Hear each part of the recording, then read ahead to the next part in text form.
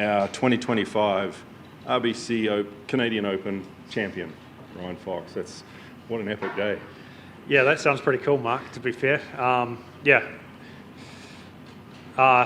Was pretty happy just to get in the playoff there. Obviously, I needed a really good finish to get there, and had some great shots coming down the stretch. And Sam let me off the hook big time there.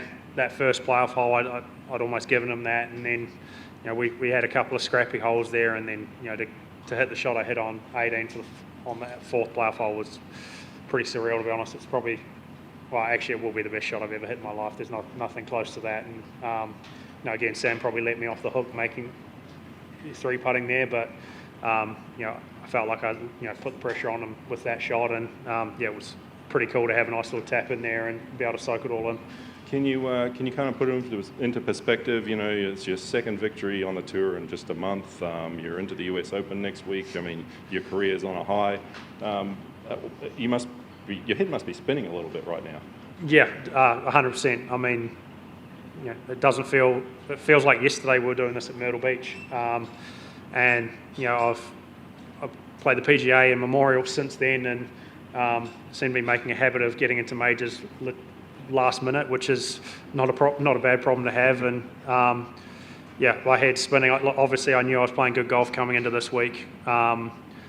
Just wanted to give myself a chance come Sunday afternoon, and I did that and was really happy with how I conducted myself today. I was really patient early, felt like I wasn't quite there, and as I said, I had some great shots down the stretch to get into that playoff, and anything can happen, and I was lucky enough it fell my way. Terrific. We'll take some questions. If you have them, we'll just raise your hand and we'll get your mic, and we'll start over here and then come to John. Hey Ryan, James Duthie from TSN.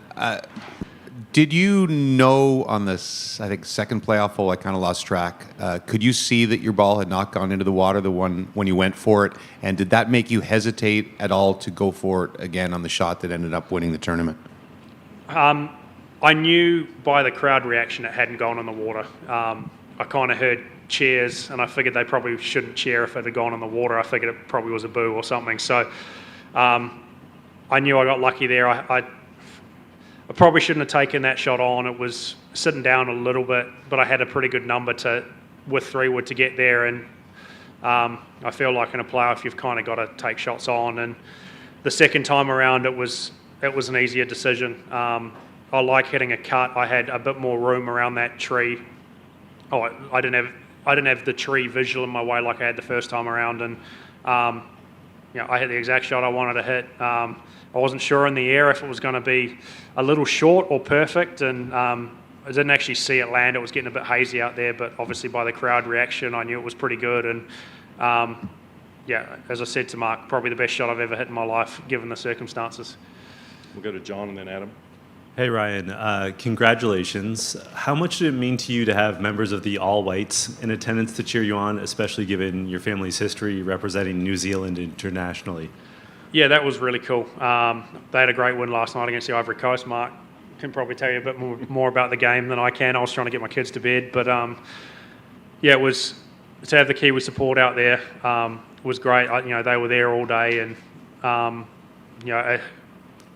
we seem to have it a lot of weeks where there's random Kiwis pop up, and to have the All Whites say, hey, is there any chance we can come out and watch on Sunday was really cool, and to be able to meet them all there at the end and get a photo with them was pretty special, and hopefully that buoys them on a little bit for their game against Ukraine on Tuesday. As a follow-up, what's your mental approach to a playoff? Because obviously you're pretty good at them. Well, if you'd have seen any of the ones I had in Europe, you wouldn't say that. I didn't have a great record in Europe in playoffs, but I feel like you've got to take it on a little bit. It becomes match play. You kind of want to put the pressure on your opponent a little bit, and that's why I took that shot on the second playoff hole, and obviously why I took it on again on the fourth. And I think Sam's going to be a little bit gutted. He probably felt like he let that slip a little bit, especially the first playoff hole, but you need a little bit of luck in this game as well, and I was very lucky in that regard, and I was very happy in the end. I took that shot on 18 and hit hit the shot I hit. As I said, it's probably the greatest shot I've ever hit, and especially with a 3-wood into a par 5 over water, it doesn't really get too much better than that. And just for the record, the All Whites did defeat Ivory Coast last night 1-0, and the team members that came out today had an absolute blast. Go ahead, Adam. Ryan, congratulations. One of your 3 top 10s from last year came at the Canadian Open as well. Obviously, different golf course, different year, of course. But I'm curious what this win at this tournament as a National Open really means to you. I probably haven't had quite a chance to process that yet. But, it's such an iconic tournament. So much history here. And to get my name on that trophy is amazing. I remember watching it years ago, when I was playing on the Aussie Tour, and thinking it looked like a really awesome event, and to get a chance to play in it and have a couple of good weeks last year, and this year, obviously this year is a little better, is amazing. And to see some of the names that are on that trophy and have my name on there with it is amazing.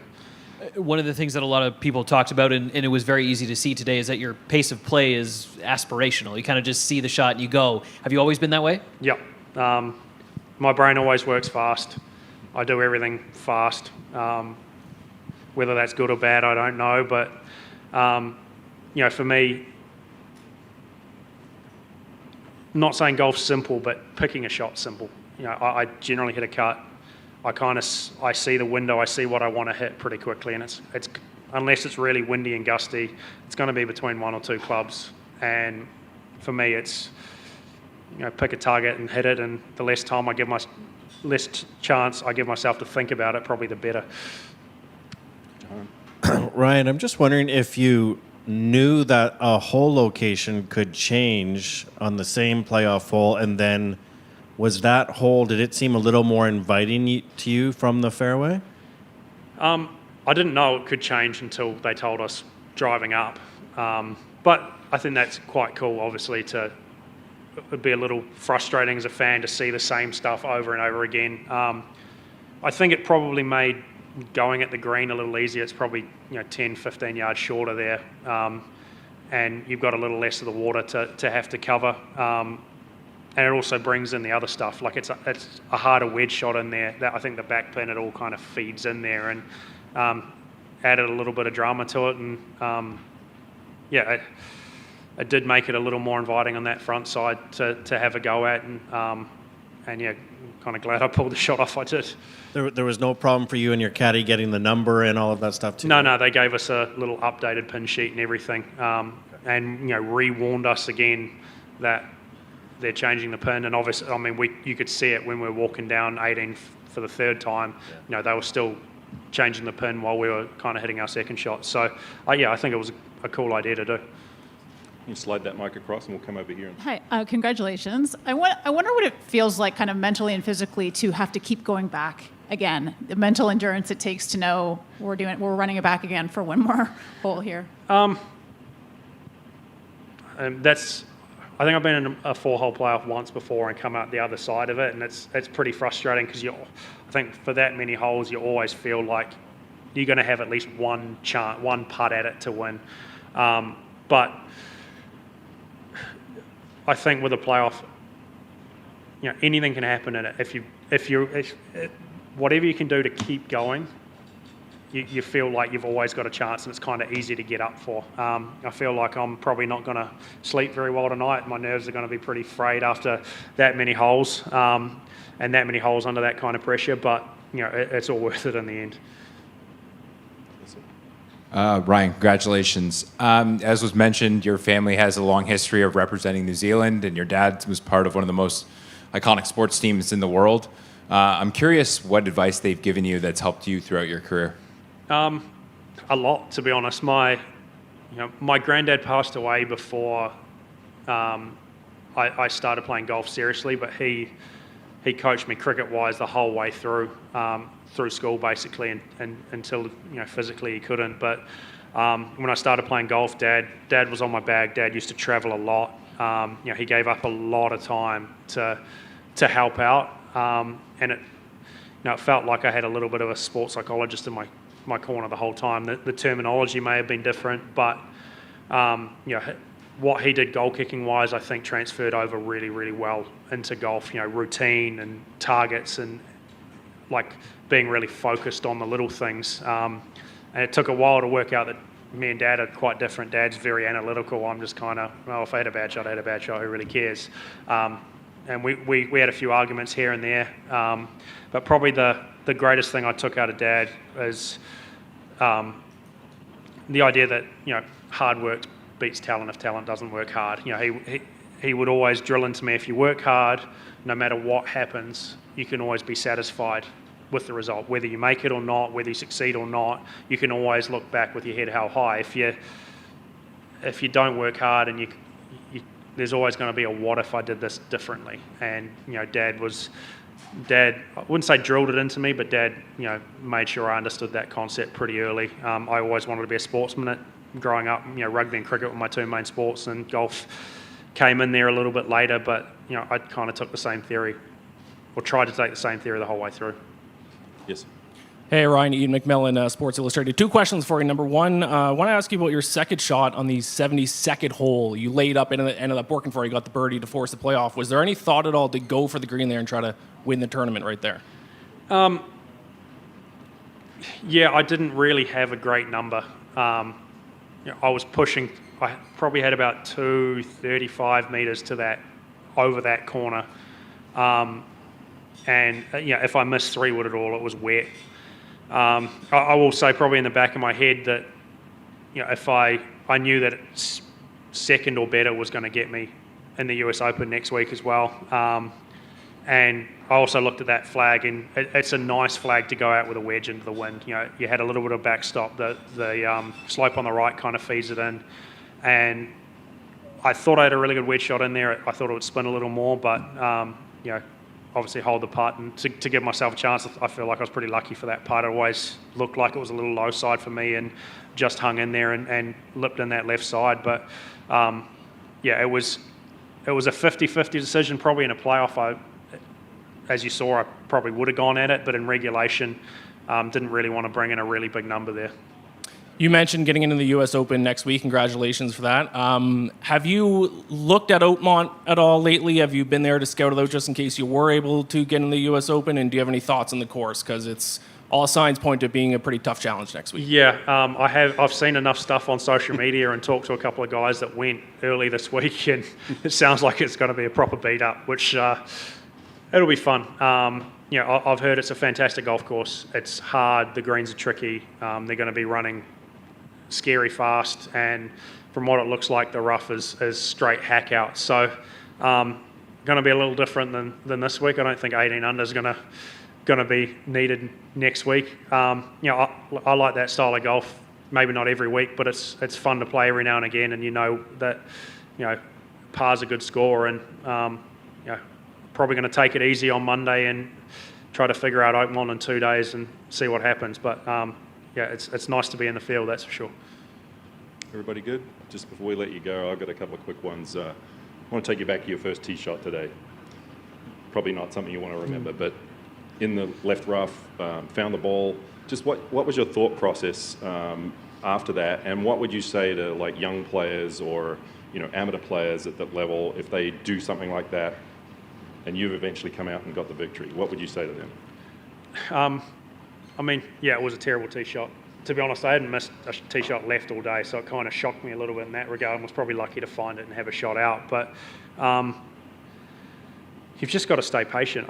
The same thing happened to me at Wentworth a couple of years ago. I made triple on the 4th hole to feel like I played my way out of the tournament, and then played 8 under golf for the next 14 holes or whatever, and ended up winning that. So, anything can happen, especially on the back nine Sunday. Like, just if you hang in there, give yourself a chance.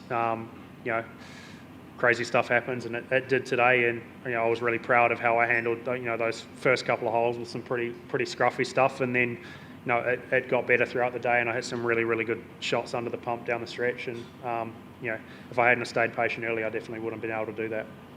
The members of the All Whites that were here were watching you, and they were pretty intensely, celebrating with you. But I asked them, like, is this similar playoff to, like, penalty kicks? And they were adamant that it was. But what was it like having them here and meeting them afterwards and getting a photo taken with those guys? Yeah, it was really cool.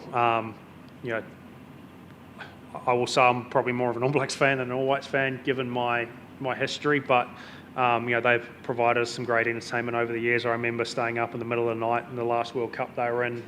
Was it 2014, something like that? Something like that, yeah. And you know, I feel like as a country we've always punched well above our weight in sport and in football, soccer. What am I supposed to call it over here?